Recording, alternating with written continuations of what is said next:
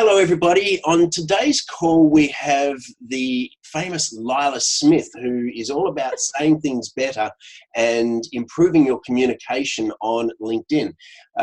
She's a communication and breakthrough coach, messaging consultant to thought leaders and entrepreneurs, as well as a certified YouMap coach. So welcome to the call, Lila. It's a pleasure to have you on the interview today. Thank you so much for having me. Just in full transparency for your viewers and listeners, Derek and I have already been talking for like an hour because we just get along so well. So I don't know what's going to come up in this call, but I'm happy to share it with you. It's always a good talk. It's always a good conversation.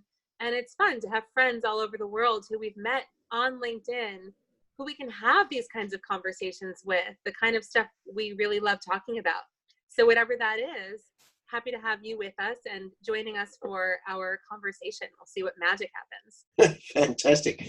Now, Lila, can you tell us a little bit about what it is that you actually do as a communication breakthrough coach? For coaching, it's really one-on-one.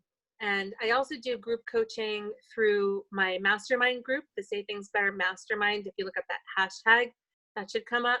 But for communication coaching, I take people through a process. I start with YouMap now whenever possible, which is a formula of looking at these 4 different kinds of assessments of your strengths, your personal values, skills that you enjoy using, not just the ones that you're good at, and the way that you're wired as a human being to enjoy spending time in the world. So those 4 pillars of who you are kind of my fast forward to getting to know someone. And it helps me to unlock secrets behind why people have held themselves back in communication, why people can't connect, why people are constantly misunderstood.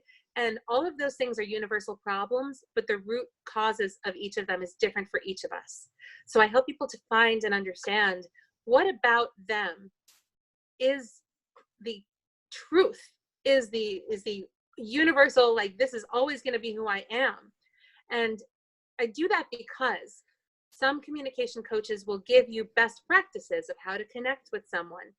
And I don't believe in that. I think that each individual has their own style, their own personality, their own whole YouMap, this whole person who we are. We engage with the world in a way that nobody else does. So I help them to understand that about themselves first before they go out and engage, before they go out and communicate a message. And I help them to get clarity on messages that maybe they thought were clear and weren't as well. It's part of messaging consulting, but it's also always part of my communication coaching as well. And it happens really fast. Once you have these insights and somebody pointing out to you that, you know, you've got like spinach in your communication teeth, like, do you know that you're doing that? And often it's no, or well, doesn't everyone do that? Like, doesn't everybody pitch themselves at networking events? And the answer is no, we don't all do that. You're doing it. And I call it out and I give people different ways of connecting to parts of themselves that are authentic, that are going to resonate with the communication partner who's going to resonate with them. It's some of my favorite stuff that I do. Fantastic. Well, obviously you're very passionate about your work and you Yes, enjoy your work. That's clear for everybody to see. Can you tell us a little bit how you actually got started in your business? In communication, I mean, I have been an actress my whole life, a performer, storyteller, somebody who connects and communicates through story and through seeing somebody else in the room and through really understanding who a character was that I was playing. So I had to step back and say, okay, this isn't me. I have a set of lines that a playwright has given me, and they have information that is so rich and valuable. What are those people telling me about themselves when it says the playwright has written in storms off as a stage direction? It's so fascinating to see things like that because it's behavior and it's intentionally placed there to give you information about who someone is based on the impact that they had. The visible impact. It was so visible that someone wrote it into stage directions about a fictional character. So working backwards and working the other way to say, what starts in here, in your heart, that results in the impact of your communication was sort of natural to me. So I've been looking for the last few years at why am I a good communicator? And part of it is that I have communication as my number one driver strength, Mm-hmm. according to the Gallup organization's Clifton Strengths Finder, which is the first pillar of YouMap. I have communication as a talent, a natural talent to take other people's thoughts and ideas and reactions and responses and to be able to understand them, articulate them, and put them into words that make sense, not just to them, but for my own understanding of who somebody is. So I've always been curious and collecting those stories. I kind of had no choice but to do this. It's always who I've been. And when I knew and I started seeing those parallels between the communication work and developing others in their communication that I've always done and what the actual processes were that I had been taught as an actress in terms of approaching a character, I couldn't unsee it. I couldn't unknow it. So I created the Say Things Better method because most people don't go through 20 years of acting training. They don't have the same access to this kind of education. And I didn't think anyone was going to put themselves through it just because I said it really helps you to be a good communicator, because people mostly think that they are good communicators, which is fascinating because so many people, I mean, you know, you're out there in the world. Some people just don't get it. And even those people I can help because I have a process that they can look at. Steps 1 through 5. That's all that it is. It's a process, the same as I was looking with acting tools at communicating somebody's story in a way that would connect to another actor on stage. I'm now helping people to communicate in a way that's authentic to them, their own character, their true character, and connect to the people who are in the room with them or who are their customers. And it feels like magic that for some reason, not a lot of other people were talking about or seeing. And when I started talking about it and people said, that's really valuable. Can I pay you to do that for me and help me? My answer was, you would pay someone to do that? It didn't start off as how can I make money? It started off as I have some value to offer and I think that I can really help people. Fantastic. And sharing it from passion is where it became like a job. Yep. And so how long have you actually been coaching people or talking to people about how to improve their communication skills? I've only been full-time in this since June 1st, 2018. So just over a year full-time. And I've been testing the theory and the method since December of 2017. And so the beginning in January 2018, I was testing it with people like Michael Spence and Shua Thompson. Michael Spence is in Buffalo and Shua Thompson is in Africa, and Fiona Young, who's in Hong Kong, and testing out my method with them and asking them to articulate to me what verbs would guide their communication with their communication partner, which would be millennials or people that Shua leads or people who are going through digital transformation. What kind of verbs can guide your communication to make it more actively connective? Because that's a tool that we use in acting. Have you ever heard about that, using verbs on stage or in your communication? I've heard about NLP, but which probably touches on the use of verbs, but I've never heard it described as the way that you describe it. I think of NLP as, you know, that you want to get something out of somebody. And so you do what you think they're going to respond to in order to get what you want. And I find that manipulative, and I feel like it's not sustainable, and it doesn't build real connections. The way some people use it, yes, it can be. Sorry. Yeah. I feel that way about it. And that's not to say it doesn't achieve good results for people. And I don't judge anything that makes people feel comfortable and confident communicating. But it isn't how I approach work, because there's a misconception that actors can go on stage and pretend to be somebody that they're not. Mm-hmm. But actually the good actors are going into our own history, our own context, our own beliefs and understanding about how we connect with others to get something that we want, to see what they want. And we're going through our own truth in our own mind. And I've gone through processes I'm trained in, starting from the Stanislavski system, which was brought over by Konstantin Stanislavski and the Moscow Art Theater to the United States, process of approaching the rehearsal process, the discovery of who it is that's communicating, that actor playing that character. Both people exist on stage, but what an audience sees is the truth of the actor through the imaginary circumstances of the character. So understanding our own personal truth and what we intentionally bring to the stage, that's the art that you're witnessing. That's what makes you feel that you are in a place that you almost have a window into somebody else's life. And it feels very real, so real that you're willing to suspend disbelief.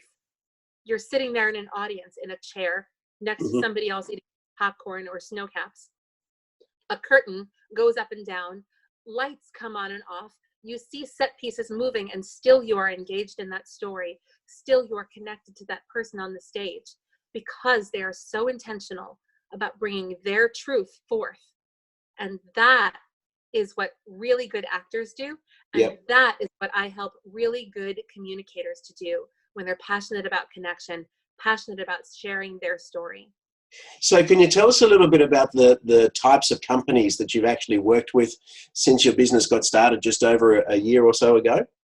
Yes, I've worked with companies like Circularis 8. They are a UK-based architecture firm. I've worked with somebody who is a confidential name, but I can tell you that she is initiating the foundation of the United Nations Association of the Kingdom of Saudi Arabia. I've spoken at the Discover Your Personal Brand Conference and recently at the L10 Conference, Life Science Trainers and Educators Network. I've worked for Acuity Brands, which is a company that went from about $1 billion to a $4 billion size company within just about 3 years. And so I've worked with them both on talking through things that happen in rapid change and connecting to other departments and making sure everyone's still on the same page. And I've gone in for another time to work with them on developing and defining the brands of the products that they've offered as they've accumulated other brands, as they've brought things into their offering, how to differentiate those products from others that they already sold within architectural lighting and design. Wow. So those are some of the companies I've worked for. Later this summer, I'm going to be going to Africa, going to Tunisia to speak at the NATEG Days conference to about 500 engineers. I'm going to come back into the States from that and speak to the Dallas Mavericks organization, doing a Verb Your Values workshop for them. They're a US basketball team. And then I'm going to be going to Merck Pharmaceuticals at the end of August. So the companies within about a year that have found me through LinkedIn or through referral are, you know, these are not just mom and pop hardware shops, although I love those people. And I'm always happiest when people come to me and they say, I think I could learn to communicate better. Can you help? And it doesn't matter who they are. It doesn't matter what the size is of their organization. I'm not limiting myself to only helping startups. I'm not niching into only helping coaches to define their message. I know that I could just focus on messaging for a certain group. But what I would rather do is focus on the way that I offer messaging services, the philosophy behind my communication coaching. It's all about intentional communication. It's my methodology. It's based on what I've seen work in theater, what I give people to have as a foundation for their real life connection. So I think I might still be niche, but I am the niche. I'm it for where I am.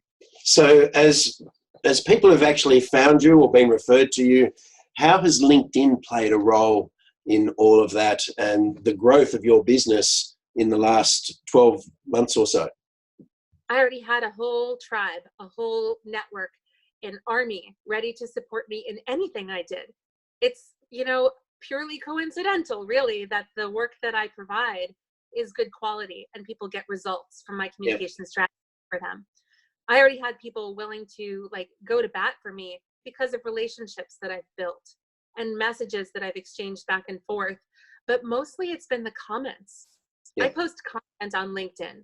And when I do, I hope it's very high value for my communication partners. But also, I'm there in the comments, engaging with people, getting to know them. I think that's where you and I got on a call, was my saying, oh, you said something smart. Can we get on a Zoom call? Can I talk to you as soon as possible? How fast can we make that happen? and then it was like that night. Yeah. But that's what it is for me. I've been commenting on LinkedIn consistently.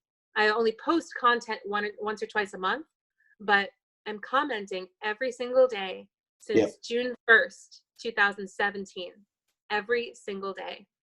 And actually started the day before that too. So I don't know what it is now, 750 consecutive days, something like that. But it's a long time. And through that consistency, people have had an experience of me. Yes. Who I am, what I stand for, and how I can help them. Because so I'm consistency, following the same kind of people and saying, oh, I know Derek Mildred, he has a course coming up. You know, I think it's an incredible value if you're looking to leverage LinkedIn as a way to grow your business and connect to other people in a way that feels good and will actually make you some money. You might want to connect with him. And so I put comments like that around LinkedIn, and the result is people understand that I'm very clear about what people do.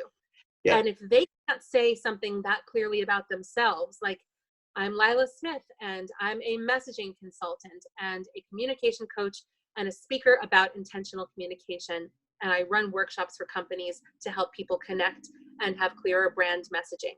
If they can't say something that is that clear about themselves, people don't know how to refer them. They don't know how to help them.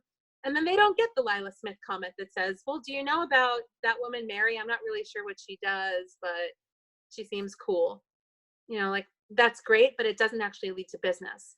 And that's where message clarity comes in my comments. It's where people see me showing them so that they can witness what I do in real time.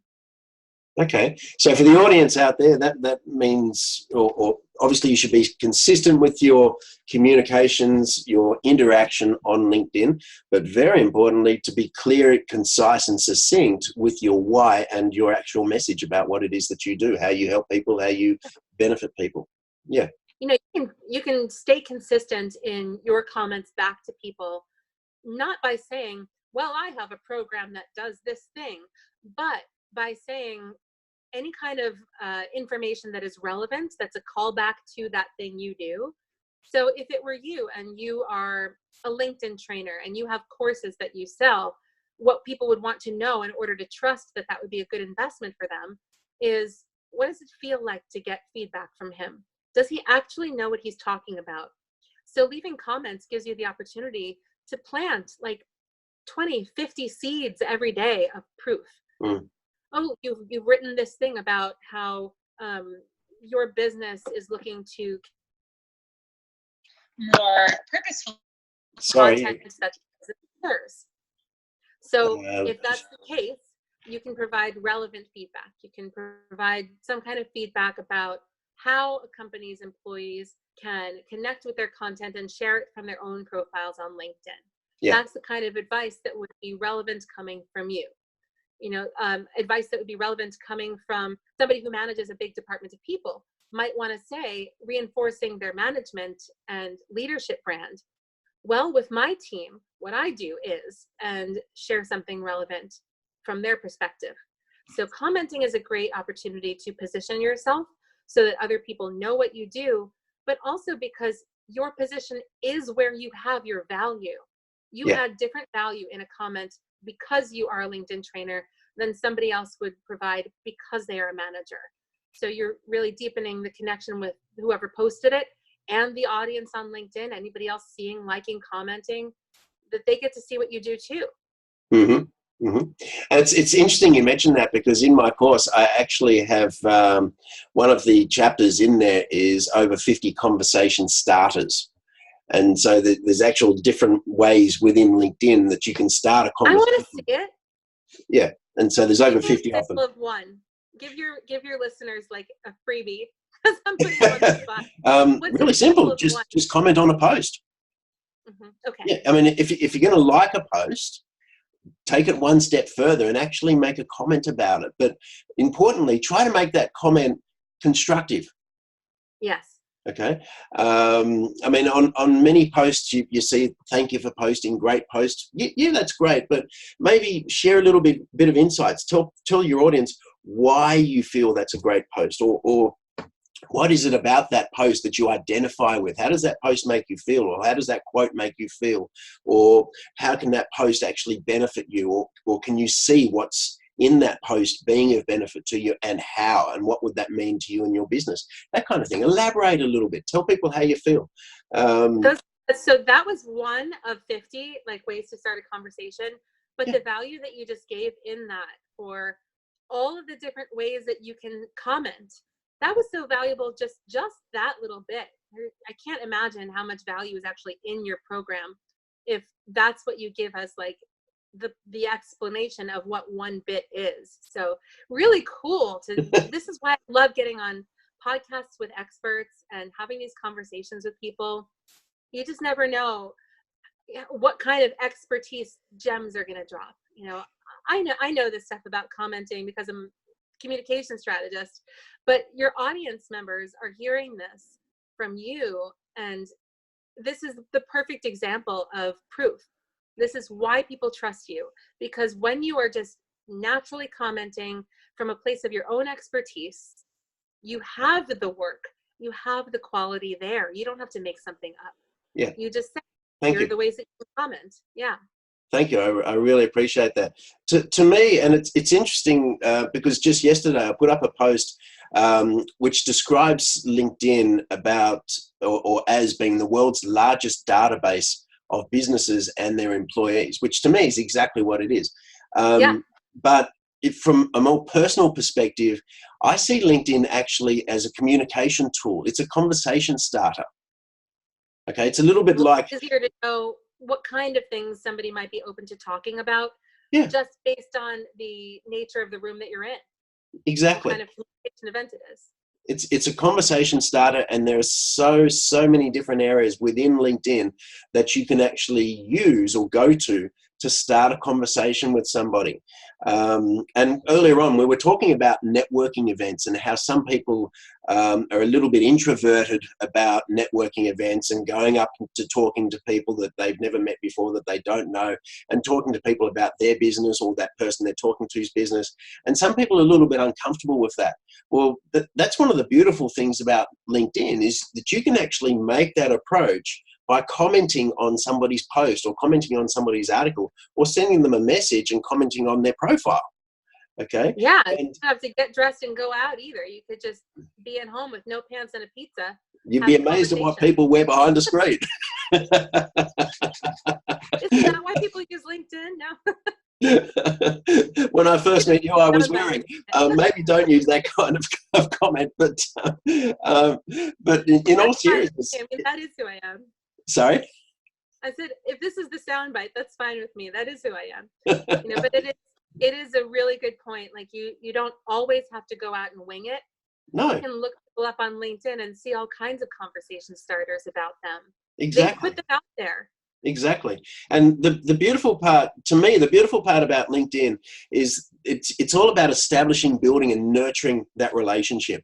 And it's some people even describe it as a little bit like dating. If you met somebody in a nightclub, or if you met somebody in a bar, and if you went in for the close straight away or for the pitch straight away, 9 times out of 10, that's going to fail and you're going to bomb dismally. But if you work on establishing, building, and nurturing that relationship, then you never know what might happen. And that's the whole thing with LinkedIn. That's the whole thing with LinkedIn, is to get that conversation started, get that establishment, building of that relationship.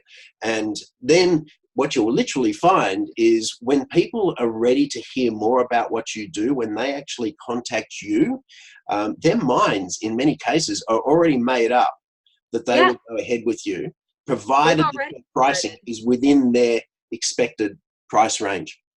Yeah, and it's quite extraordinary because even if it's not, if their mind is already made up about your value and the price range that you have for your services is not accessible, like always have an earlier entry, lower price range product that you can offer people, even if it's using FYI.to to create a curated smart list of your own content that you can give someone for free. Say, okay, you can't work with me now, but here's some content that I think would be relevant for you that I've already shared for free. Then you get to still maintain the quality of that relationship. And you should have things for them. But even if you don't, and it's really just about the price, they still might know someone else Yes. who would benefit from your services that they're already sold on. Yeah. So they're your ambassador now. You can't treat people with disrespect just because they're outside of your price range. And I've seen that happen with people.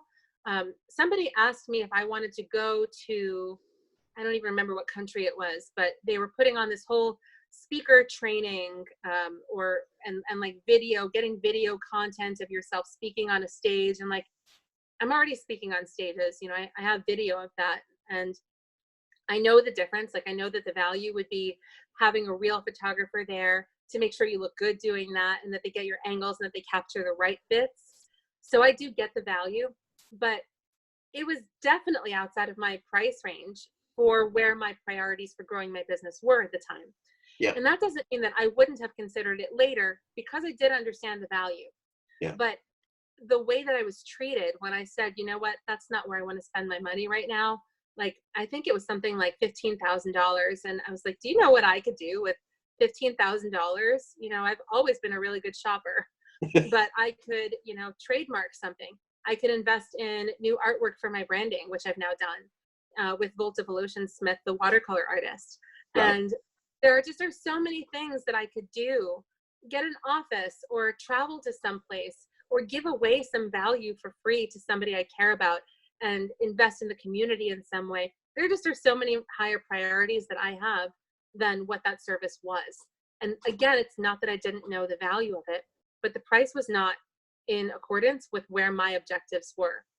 And as soon as the guy on the other end of the phone found that out, he couldn't get off the phone fast enough. Like, he was wasting time with me. And it was so short-sighted because, first of all, I talk to people all the time, and I do carry influence. People listen to what I say because they know I know who does things really well. They know that I vet options before I recommend them. They know that I really only talk about the people that I believe in, but I talk about those people all the time. And this opportunity could have been right for someone else had I been treated with respect as a communication partner rather than just as a target for a sale. Was there any follow-up from them at all? No, None. never. I wonder if, now that I've talked about it on this podcast, which I've never talked about before to anyone, I wonder if following this I'll hear something, but my guess is probably not.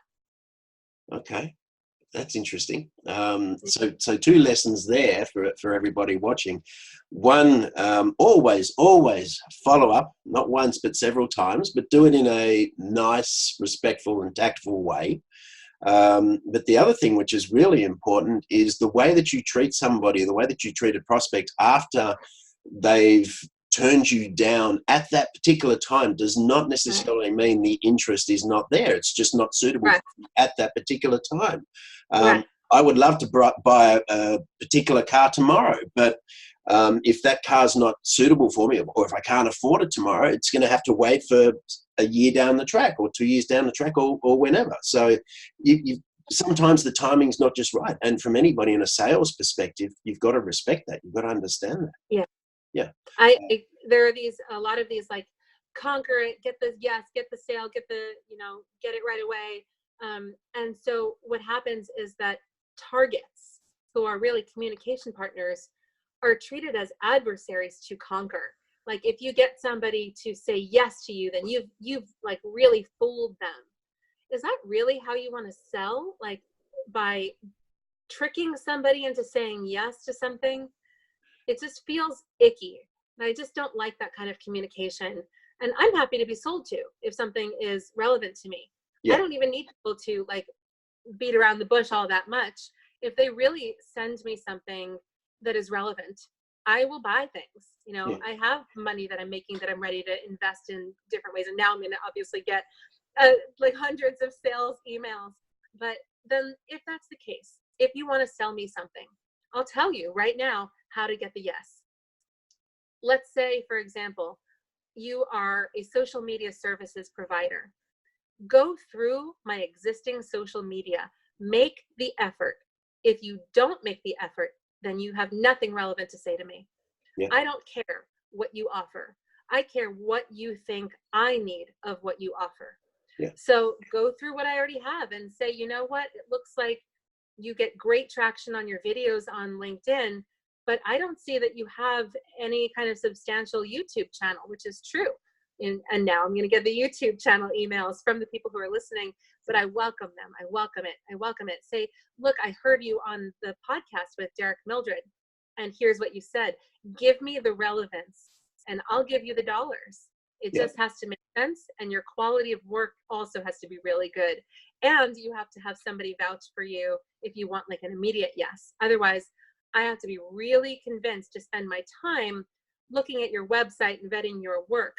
And I'm probably not going to do that if we don't have a relationship at the beginning. So that's how to sell me. I've just given you the formula. Yeah, and I did a post on this just the other day. It's all about WIFT, which is what's in it for them. Okay, so for any salespeople out there, you've got to think along the lines of what's in it for your prospective buyer. What do they get out of it? They don't care about you or your company or your business or your services or what you have to offer. They care what's in it for them. And that's what they want to know about. When you share this podcast or wherever you park it, you should put a link back to that post. I saw it. It was really good. Yeah, thank you. I appreciate that. And yes, we certainly will do. So you mentioned earlier on that you get a lot in the way of referrals, which is interesting to hear about. Can you tell us a little bit about that, please? Yeah, I have. I mean, the easiest place to point to and say this is a form of referral is the LinkedIn recommendations on my profile. Yeah. So in that area, there are two things happening. There are recommendations that are received and recommendations that are given. I will go after I have spoken at a conference where I feel like people really went out of their way to make me feel comfortable, to connect the audience to the speaker, to provide, a really smooth, seamless experience, or to put together a really engaging event that was very high value. I always, at all of these events, I'll go to all of the classes myself too, because I'm already there, getting paid to speak. I'm kind of there for free. So I take all the classes, and I like to be able to include that information when I write my recommendation of them, of the conference organizers. And I always give thanks for including me, and I explain why I felt that the conference was of value, not just to me as a speaker, but to the attendees. So that is a referral given out. People can then look at my profile, look at the recommendations that I've given, and see what's important to me about an experience. And they also see that I give props where they're due. And then in my recommendations received, that's a referral that is parked on your website or on your LinkedIn profile forever. Same as testimonials would be wherever you would share them. People are doing the work for me, talking about the results that they've gotten. And there are, dozens, I don't know, 50, 100, I have no idea, like a lot of recommendations on my profile from people who have worked with me and gotten results. Not just people who like me and said nice things, people who have worked with me on projects and have gotten results. They've made money in their business because I've given them communication strategies that connect. They felt confident talking about themselves for the first time. They connected with somebody else in a way that changed the trajectory of their career because they sat next to me on an airplane and worked with me until we landed. There's a guy who has 5 LinkedIn connections currently. His name is Ian, and he wrote that recommendation. He's a math PhD student. I love that one. That's a referral to people. Yeah. And so that's one thing. The other thing is people are always talking about what I do because it's transformational. When you go from being stuck, how do I talk about this? Or I don't even know what's special about me to talk about. Why should somebody work with me instead of with someone else? I help them with those things. So the referrals are natural. They don't usually come from people that I'm in competition with, but I don't actually really believe in competition. There are other messaging consultants that you can work with. There are other communication coaches. You could work with Jamie Cohen with the right words. You could work with Zach Messler on messaging, especially where it comes to talking about a technical product that you want to make accessible. And I have no qualms about recommending those people who do things similarly to what I do, because I don't believe in competition. Someone's going to work with me or they're going to work with them. And if they have a great experience, awesome. Go have your great experience. I'm really confident in my messaging, in the way that I connect, and in the value that I give to my clients. So I refer people who are in the same field as me all the time if I can't take the work, or I just think they might be better suited, like for what I just said about Zach. Zach Messler. So that kind of referral, the giving out referrals also begets referrals. When you talk to people and you say, I know someone that would be great for you, you stick in their head as somebody who is willing to give, and they then are more incentivized also because you've given them additional value of that connection to refer you right back. Yeah. And when people go through my work, I do reinforce as we go, here's what you've just learned. Here's what you've just learned. Yeah. Here's what you've learned. And going through the results and saying, remember that thing that you learned? Here's how it manifested and changed things for you. Here's how this thing that we talked about now has given you the tools that you need to feel more comfortable in that weird family dynamic where you're not really sure how to talk about something like a recent divorce, on social media. Things like that are things that people come to me about. How do I talk about this? I'm going to a family event and I've been through those conversations myself. I know how hard it is. And I have strategies that people can use. So they write the referrals themselves because it's meaningful work. Absolutely. But I do help them. When people go through my mastermind, or they have sat, in an audience with me, or they've worked with me on a project, if I'm willing to recommend them myself for the experience of working with them, then I'll write that. And I will call out in detail a couple of bullet points of what I felt they did really well for things that meant something to me. And that will make it into the recommendation. And if I then write to them and I say, would you be open to writing a recommendation for my LinkedIn profile? Here are some things that I think worked particularly well about our collaboration. And I would do bullet points, 1, 2, 3. And I would say, let me know if you'd like a template for introducing me or writing this recommendation. It could look something like this. And then I'd give a very rough draft. And if somebody wants me to write it, I will write it myself too. Yep. And also like introductions being the strongest, most direct, inclusive of social proof referral that you can get. So let's say that I wanted to introduce somebody to you directly. That would have a higher correlation with conversion. So if they wanted to end up buying your course, yes, and they found me to be influential because they already have a relationship with me, and I'm the one to make the introduction to you, then not only does the quality of your course speak for itself because you already have content about it, because you already are established with your personal brand as a LinkedIn expert, but also because my recommendation comes with weight for the person that I'm introducing. Yeah. So if I were you asking for that introduction, I would say, hey, Lila, who could really benefit from going through this course and is somebody that I think that I don't know, I'll just pick Shar Auckland, who I know is looking to have more local business in Tampa, Florida, where she lives and works as a YouMap holistic health and wellness coach.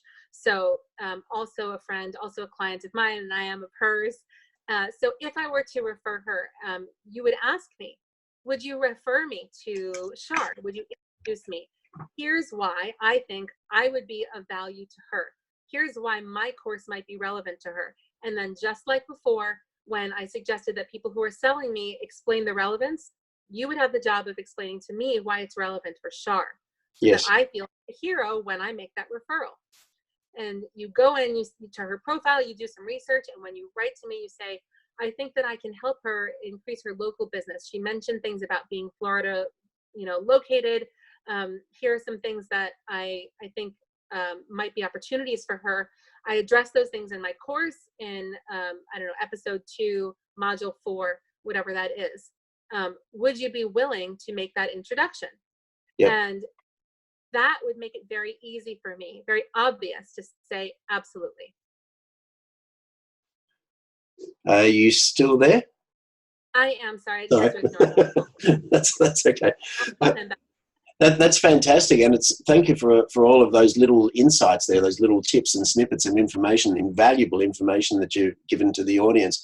It's interesting what you say there about your competition, because I have a great friend on LinkedIn. We've only known each other via LinkedIn. We haven't actually physically met yet. She's a lovely lady based in LA. Her name's Rhonda Scher. And oh, I know. Absolutely. She's great. Yeah. And I reached out. We connected a good several years ago, probably about 3 or 4 years ago. But I reached out to Rhonda when I was building my course. And in the initial message that I sent to her, I said, look, I know you're a competitor to mine. We both help people get better results on LinkedIn, but I also believe that there's enough business to go around for everybody. And even though we might be competitors directly, that does not necessarily mean that we cannot talk to each other, we cannot exchange notes, we cannot help each other. And so we've actually built this relationship and we've become extremely good friends out of it. And LinkedIn has this sense of community where there's a lot of people on LinkedIn who are basically willing to help you, provided you just reach out. And it's quite extraordinary to be part of that. It really is. It's a different way of thinking to how people have thought in years gone by, where you kept your cards guarded against your competitors. You didn't want to share everything that you were on about. This is what we were talking about with that algorithm before, and how I feel like social media platforms should be upfront with what their algorithm is, so that their users can be successful, not just marketers who will figure it out anyway. But it's exactly what it is. And yeah, I mean, I love that you're talking to Rhonda. I mean, I know that she knows her stuff. But if you think about it this way, right? Let's say there are 500 fellow LinkedIn trainers that the people who follow you are also following. Unlikely, by the way, that somebody's following 500 LinkedIn trainers. But if they're following 500 of them, you can build up your following, your relationships, people who are going to want to work with you. And if you just practically, there are 500 million users of LinkedIn. Do you have that many hours in the day that you can help all of those people directly? No. Even if it's your course and you say, sure, I could just send a link and they could buy it. Maybe, but would your course be the right fit for 500 million people? Probably not. And I know that my methods aren't the right fit for everybody, but they're the right fit for people who really care about connection, really care about being authentic to themselves when they communicate, and having it feel right when they share their messaging, what they're proud of. Yeah. So that's one of the beautiful things about LinkedIn is I mentioned earlier, you get to establish, build, and nurture relationships, but you can also build communities around your circle of influence, your areas of expertise, the products or services that you offer, or the type of business that you're in. And that can be an invaluable support mechanism for you in your future endeavors and growth of your actual business or whatever it is that you actually do. It's quite extraordinary. It is. You can keep it right there on LinkedIn too. You can do group messages. You can do, I actually have a group, my mastermind, I run through a private LinkedIn group. And then I also am developing an alumni group, which is also a private group, but it's for anybody who's ever come through the Say Things Better mastermind, and it's free. And I put additional content in there sometimes, but really the point is just to continue those connections, continue the conversations around intentional communication. What did we learn? Where are we growing? Continue to keep that going. So there are whole communities that develop within just the group of alumni who've come through this. I get to then still stay connected to them as they stay connected to Say Things Better and what we're all trying to accomplish here. Yeah, absolutely. So, Lila, tell me, what are the 3 things that people should not do or change within their communications, if possible, within how they operate on LinkedIn that you would suggest? Not change. I would say something that happens a lot of the time is that you will over formalize, because you think I'm on a social media networking platform, sure, but it's all professional. So let me delete my personality in favor of feeling formal and official and impressive. So as soon as you try to impress, you become unimpressive. You become another talking head who wants to hear themselves talk. Right. So don't do that. Don't try to over impress by deleting who you are. Just, stay true. That's number 1. 2 other things that you shouldn't do when you're communicating. You should not, this should go without saying, but my goodness, enough with the sparkling rose emojis, unless it's me sending one to Anna Sabino as a joke because we're friends. Don't send people romantic overtures. You're on a professional networking platform. don't let that be, or at least don't let it be your first message. If it's your 40th, you have some context like I do with Anna, and when someone is open to that and when they're not. Yeah. And if you're assuming rather than knowing, that's a really good litmus test for just don't send it. Yep. So that's the second thing you should not do. The third thing that you should absolutely never do on LinkedIn with your communication is make something up that is not true, because you are interesting enough. So one, it really devalues your own life experience when you try to over-impress. Again, it's over-impressing, but trying to connect with somebody in a way that isn't authentic, that isn't true. You'll forget what you said. It'll be in some comment somewhere. And then people have missed out on a chance to really know who you are.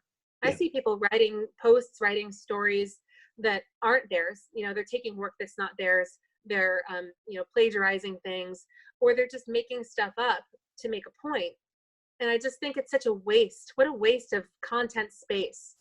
You could be yourself in there. You could be magnetizing your communication partner to you, so that in that moment that they are engaging with you, they know a little bit more about why they can trust you to be exactly who you actually are and not who you're pretending to be. It's a lot easier to be genuine and authentic. Yeah, it's really relaxing. Yeah. Like earlier, said like LinkedIn's a great way to network, and I'm like, yeah, you can be at home with no pants and a pizza. That's me. I know that could end up on LinkedIn, but that's who I am. And if somebody's not comfortable with that, like that's kind of who I am at work too, So if that kind of joke makes you uncomfortable, like don't hire me to work in-house at a company with a compliance department that's going to have a problem with that in HR. Yeah. But my coaching clients are going to be like, okay, that person who talks like that, she sounds like me. She sounds like fun, and I want to work with her. And I am fun, and fun is one of my primary values. So I want the people who are drawn to that. I want the people who are drawn to the fun. Yep, absolutely. I can see what's going to happen in the next week or two. We're bound to see somebody put up a post saying, this is what I wear when I write my LinkedIn content, and they'll have a pizza in front of them. I mean, like, and they'll be sitting there wearing now, whatever. But, it's the first time all day. Especially over there with you guys going through the middle of your summer right now. Yeah, in Dallas. Right, exactly. You won't see it from people here in Australia because it's the middle of winter, but over there in the middle of your summer, we just might. Your overcoat, like no pants, but an overcoat. Oh, that's even more scary. Okay. This is what happens when you communicate as yourself on LinkedIn. You end up having the conversations that you can be yourself in, having a good time. There is no shortage of value on this call, but you and I have enjoyed our time together because we're natural communication partners. Absolutely. We just have fun talking. So why should it not be like that? When you're looking for who you want to work with, you should be looking and listening for the people whose voices sound like the ones you want around you in a room. Yes. And you can't trust anybody's voice if they've deleted it, if they've made things up. If you're making things up, you're not present in that moment. Yeah. So, those are three things people shouldn't do. But the number one thing that people should do is share authentically. And the other thing that people should do is listen. Okay. Well, you've just answered my next question, which is what key takeaways can people apply and get a result with ASAP. So basically share content authentically and listen to your audience. And it's not rocket science. It's pretty easy. And it is. It's extremely easy. The only other thing is verb your values, like is the fifth step of the Say Things Better method. So if you've got 2 minutes to play a game with me, we can include it in the podcast. Sure, let's go. Okay, pick up any book or piece of writing around you. And it can't be words that you've written, like not a journal. Okay, got it. Okay, and open to any page and select a short sentence. It can be anything. One of the sentences I've used before is, these tortillas are soggy. Another one is, I had pizza last night. I don't know why pizza keeps coming up. And it could be anything. It could be, the rain in Spain stays mainly on the plain. Whatever the words are that you see, you are now the playwright and I'm the actress. So I'm asking you to give me a line. Okay. Unless you definitely decide to organize them into a plan of action. Okay, that's long. So I'm just going to go with decide to organize them into a plan of action. as Okay. a new statement. Decide to organize them into a plan of action. It's a commanding statement. Decide to organize them into a plan of action. And now that I've repeated it a few times, I now know my line. I'm off book, which means that I don't have to look at it to know it. Decide to organize them into a plan of action. These are the words. Right now, they mean nothing to me. They aren't even my words. But what I want to do is illustrate how connective it can be, or how disconnective if we do or don't organize our intentions before we speak. Tell me the line again. Organize them. Now I've forgotten my line after saying how good I was in memory. Definitely decide to organize them into a plan of action. Decide to organize them into a plan of action. Okay. So if you decide with my communication, I want to decide to organize them into a plan of action. That's what I want you to do. How do I convince you to do that? How do I connect with you from a place that feels authentic to me? I could decide to dismiss you. Decide to organize them into a plan of action. Or I could decide to intimidate. Decide to organize them into a plan of action. Yeah. Or I could decide to comfort you. Decide to organize them into a plan of action. Or I could decide to flirt, decide to organize them into a plan of action. And I could decide, I'm going to get a lot of weird messages after this podcast. I can't wait. And a lot of sparkling rose gifts too, or dips, whatever. I say gifts. Decide to organize them into a plan of action with my verbs, which come from my heart. They come from my values. When I say verb your values, I mean you decide what action your communication takes. And a verb is an action word, so it's just descriptive of that action. Yeah. So I choose to affirm, and I say, decide to organize them into a plan of action. Or connect is my second verb, to connect. Decide to organize them into a plan of action. And the third one is to empower. So I might go decide to organize them into a plan of action. Yeah. And no matter what, I've read this line now a bunch of times. It sounds different, not because I have changed my voice or the tone of voice or even the words that I use. I just decide how to communicate, what my intentions are, to take communication from here in my head to out there in yours. I've made it move. I've sent it on a journey, and I've sent it with a nice little packed lunch of intention, a little brown paper bag of to affirm, to connect, and to empower. And that's how I wanted you to receive it. So that's the final piece of advice that I have that's actionable. It could change your life if you try it tonight, this morning, this afternoon, whenever you're listening to this. The next person that you communicate to, decide what you want to do with your communication, and let whatever the words are that come out, whether it's good morning or, hey, I hope to work with you again sometime. Whatever it is that you're saying, decide what your intentions are for you to make them feel, and pick the things that are authentic to you. What are your values? Put them into verb form, and then communicate with that direction. Fantastic. I love it. It's all in the delivery, isn't it? Yeah. And I mean, we've all had times when it just felt like we came out with exactly the right sentence or phrase or statement, and it's worked extremely well for us. And then we also all know that the times when we've put our foot in it and we've come out and said something that maybe we could have said just that little bit better. Yeah. If you need And we've all been better, come to me. Come see me, and I'll help you. we've Load all you been up with communication tools. Fantastic. Well, thank you, Lila. It's been an absolute pleasure to run this interview with you and have this conversation. Yeah, really got me talking. It's been great. It really has. So thank you very much for being on the interview today. Much appreciated. Thank you for having me. If anybody listening is interested in working with me or just wants to reach out, let me know what your favorite part of this episode was and what your favorite part of my conversation with Derek was, or any questions that you had. I really want to know what the relevance to you was of this episode. You in particular. Yes, you. Fantastic. Well, thank you so much for being on the call today, and we've thoroughly enjoyed it. So thank you also from our audience.